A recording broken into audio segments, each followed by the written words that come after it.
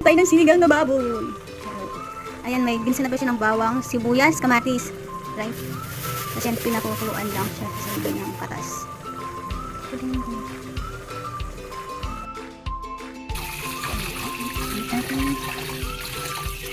Sinigang na baboy.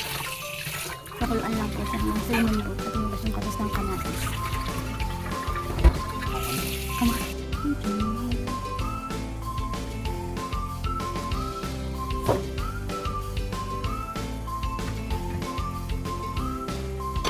Ito, may kangkong tayo, may sitaw at okra, sili at syempre hindi mawawala ang sinigang na sangtalo from Nor. Ang sarap to, may sinigang na baboy. Hindi mawawala ang gulay, syempre kailangan natin ang gulay, hindi lang baboy. Pero hindi ko sabihin final. Habang nakulo po siya, ilalagay na natin itong sitaw at okra. Ibuhos. At hayaan siyang kumulo dyan.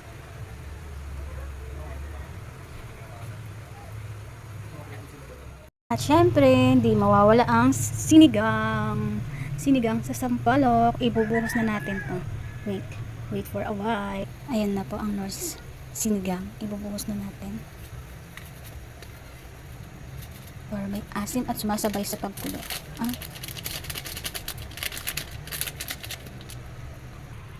At syempre, pakuluan na natin. Mamaya natin isusunod ang talbos ng kangkong. Tatakpan. Ang next na natin ilalagay sa gulay is itong talbos ng kangkong. So, ayan. So, ayan na. Tatakpan na natin.